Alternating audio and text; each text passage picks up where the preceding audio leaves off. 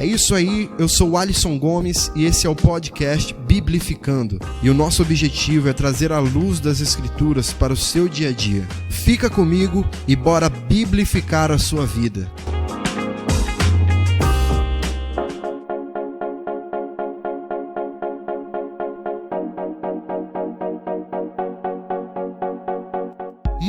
Muito bem, sejam todos muito bem-vindos ao podcast Biblificando. Estamos indo hoje para o nosso episódio de número 3.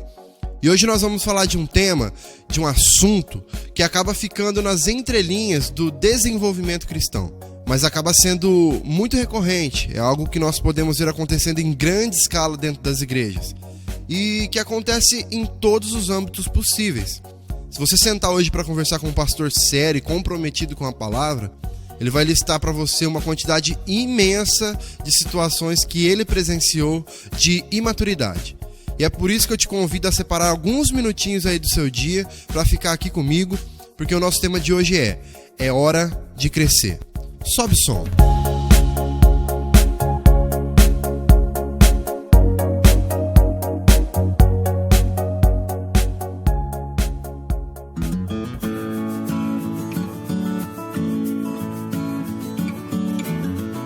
Bom, galera, fica definitivamente impossível a gente negar que existe um crescimento numérico absurdo e estrondoso dentro das igrejas evangélicas nos dias de hoje. Cada dia que passa a gente vê as pessoas se mostrando de certa forma mais sedentas e mais desejosas de um preenchimento definitivo de todo o vazio que existe nos seus corações. Na verdade, talvez seja o momento em que mais estamos vendo que as pedras realmente estão clamando. Mas, de fato, para onde tem ido todo esse clamor? Onde realmente está a intenção do coração dessas pessoas que estão buscando, dentro de uma igreja, motivos para realmente fazerem parte delas? Será que estão mesmo entendendo as razões pelas quais elas estão lá? Ou estão apenas buscando um alento para si mesmos?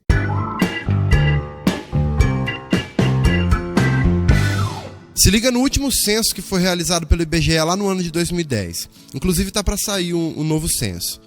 Segundo esse censo, cerca de 86,8% dos brasileiros se denominam cristãos, sendo desses 86, 64,6% são católicos e 22,2% evangélicos. Porém, os resultados de estudos que são feitos periodicamente pelos próprios especialistas do IBGE apontam que dentro de 10 ou 15 anos a quantidade de evangélicos irá ultrapassar a quantidade de católicos. Aí você pode pensar aí, caramba, Alisson, que notícia legal, o número de evangélicos aumentou no Brasil, vai aumentar ainda mais. Em um outro contexto, esses números eles seriam números para a gente comemorar. Mas quando a gente para analisar a realidade da igreja evangélica brasileira, nos nossos dias de hoje, nós nos deparamos com as seguintes questões. O que esse crescimento numérico da igreja evangélica tem feito de fato pelo Evangelho de Cristo? Quais são os benefícios que esse crescimento tem trazido? Ele tem sido um crescimento saudável ou está apenas trazendo um aumento nos problemas da igreja? É algo que a gente precisa parar para pensar, né? Cara, nós estamos vivendo num mundo onde fica cada vez mais difícil e pesado de viver, certo? Quantas tragédias, catástrofes e agora ainda juntou esse problema todo de coronavírus para ajudar, né? Enfim, situações ruins estão o tempo todo nos cercando e tentando nos derrubar. E aí o abençoado do ser humano tem o lindo hábito de, nesses momentos, acabar se lembrando de Deus, né não? Mas que bom, né? Sinal de que há esperança ainda para essa raça. Normalmente as pessoas que chegam a uma igreja hoje é pelo fato de estarem precisando desesperadamente de uma solução para alguma situação da sua vida. Seja um milagre, seja algo que esteja relacionado com a sua família, motivos financeiros, espirituais, enfim. Sempre algo que está voltado para o seu próprio bem-estar. E não é totalmente errado. Deus realmente sente prazer no nosso bem-estar. E através da misericórdia que Ele possui, e a misericórdia que na verdade Ele é, um ser extremamente misericordioso e bondoso, em muitas situações Ele se compadece de nós e torna possível que aquilo que os nossos olhos antes achavam ser impossível, Ele torna possível, porque Ele é Deus. Porém, todavia, entretanto, O maior problema que a gente encontra nesse tipo de caso é justamente a motivação que está nos corações dessas pessoas que buscam a Deus, ou a motivação que essas pessoas têm para buscar a Deus. A gente passa a viver priorizando os milagres, a gente quer as bênçãos de Deus e não quer o Deus das bênçãos. Resumindo, nós estamos sempre interessados naquilo que Deus tem para nos proporcionar.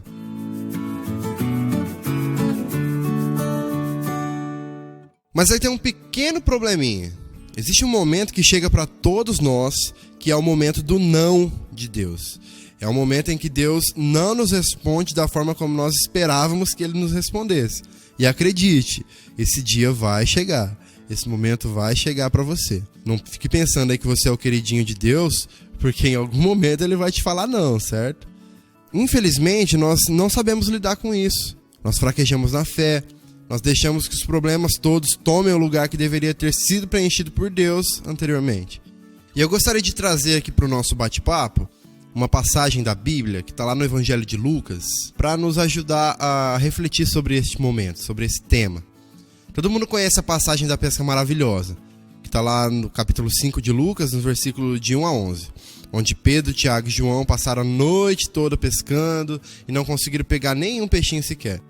Jesus então vem e dá a ordem de que eles jogassem a rede mais uma vez ao mar. Bom, eles obedeceram e o que aconteceu todo mundo já sabe, né? Eles foram surpreendidos por um grande milagre, eles puxaram suas redes e elas estavam completamente cheias de peixe. Porém, o versículo 11 é a chave para a gente entender esse contexto e a mensagem que estava sendo passada ali. O versículo 11 diz assim: eles então arrastaram seus barcos para a praia, deixaram tudo e o seguiram. E o que deu para ver aqui? O milagre, ele acabou se tornando secundário, cara. Ele passou a ser um mero detalhe naquela situação. O versículo diz que eles deixaram tudo e seguiram a Jesus. Eles conseguiram entender que muito maior do que aquele milagre era Jesus, que havia tornado tudo aquilo ali possível. E por deixar tudo, a gente precisa entender o seguinte: provavelmente até o milagre que eles tinham acabado de receber, eles deixaram ali. Os peixes, nesse caso. E é isso que nós, como cristãos, nós precisamos entender. Os milagres, eles serão aí uma simples consequência em nossas vidas. É importante a gente se lembrar aqui do que diz lá no Evangelho de Marcos, que diz que os sinais seguirão aos que creem, e não os que creem seguirão aos sinais. Quando finalmente a gente entender que nós devemos seguir a Deus por quem Ele é e não pelo que Ele faz, nós passaremos a enfrentar e a encarar as situações da nossa vida, do nosso dia a dia, do nosso cotidiano, de maneira totalmente diferente.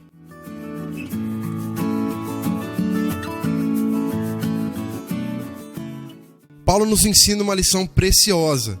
Ele nos mostra que a vida cristã passa por processos e que quando nós reconhecemos Jesus como nosso Senhor e Salvador, nós estamos no primeiro estágio. Mas nós não devemos permanecer sempre nesse primeiro estágio. A vida com Cristo, ela nos proporciona uma imensidão de experiências extraordinárias, de aprendizado, de entender a nossa renúncia daquilo que é terreno, simplesmente, para que nós possamos adquirir a salvação e uma vida eterna ao lado do Pai. Olha o que Paulo diz lá em 1 Coríntios, capítulo 3, versículo 11. Quando eu era menino, falava como menino, pensava como menino e raciocinava como menino. Quando me tornei homem, deixei para trás as coisas de menino. Então, a vida cristã ela consiste nessa evolução diária, em um aprimoramento da nossa maturidade espiritual. E isso só se conquista através de uma vida de devoção, de entrega, de renúncia e de estudo das Escrituras e de oração. Não tem meio termo, não tem uma fórmula mágica para a gente alcançar isso. Por exemplo, quando uma criança nasce, o leite materno ele é o suficiente para sustentar ela. Mas com o passar do tempo, isso começa a mudar. E só esse leite ele já não é mais o suficiente para o seu crescimento saudável. Assim também acontece na vida cristã. Nós não podemos ficar a vida toda sendo alimentados apenas pelas coisas que éramos alimentados lá no começo da nossa trajetória ao lado de Cristo. Se nós insistirmos nisso, nós ficaremos desnutridos e a chance de nós morrermos espiritualmente é bem grande. E é bem propício nós estarmos falando disso aqui hoje, porque o fato de estarmos vivenciando um tempo muito diferente do que a gente estava acostumado, acaba evidenciando o quanto ainda somos imaturos na fé. E por que eu digo isso? Semana passada eu tive o prazer de participar de uma live do Conselho de Pastores aqui da minha cidade, de Monte Azul Paulista, interior de São Paulo. E quando eu digo interior, é bem interior mesmo, tá bom? E o tema dessa live foi: a igreja não está fechada. E eles abordaram o tema por algumas horas e também citaram a dificuldade que alguns membros estão passando nesse momento em que as igrejas estão fechadas. Na verdade, estavam fechadas aqui, agora elas reabriram de novo com algumas restrições e tudo mais. Mas a dificuldade para eles conseguirem se manter firmes na fé.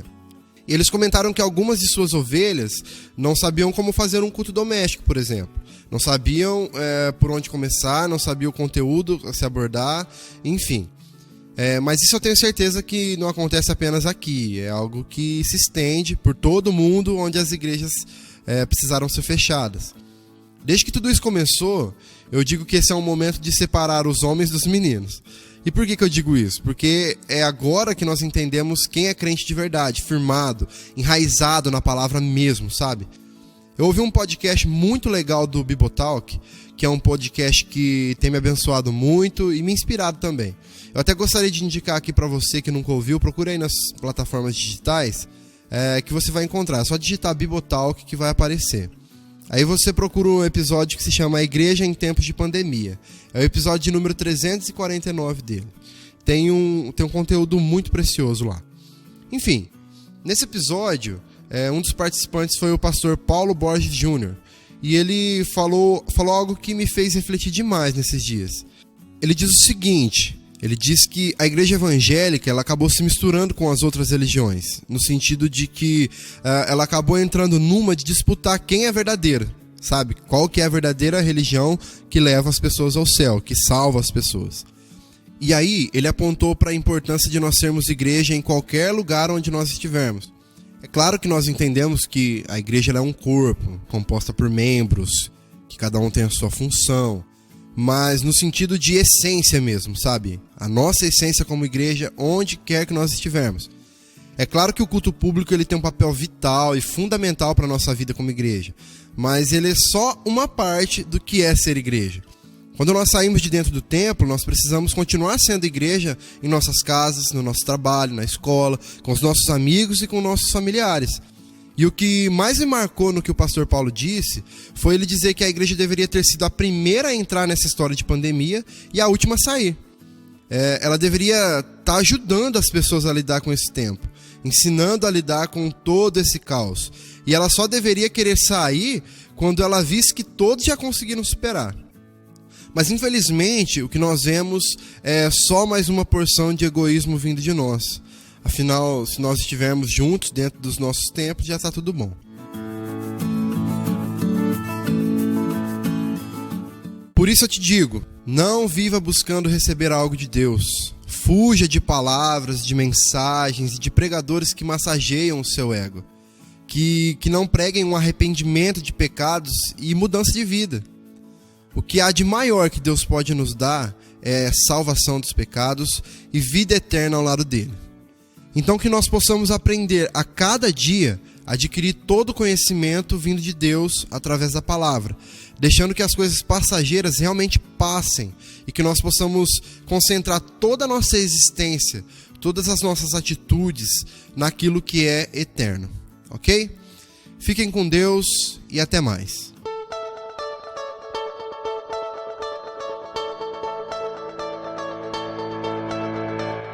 É isso aí, nós vamos ficando por aqui, felizes por mais essa experiência que Deus tem nos proporcionado de poder crescermos juntos aí em conhecimento da palavra. Compartilhe esse podcast com o maior número de pessoas que você puder, envie aí nos seus grupos de amigos, da família, da sua igreja e use deste artifício para ser um propagador da palavra de Deus, ok? Fique com Deus, um grande abraço e até semana que vem, se o Pai assim nos permitir. Vamos biblificar geral.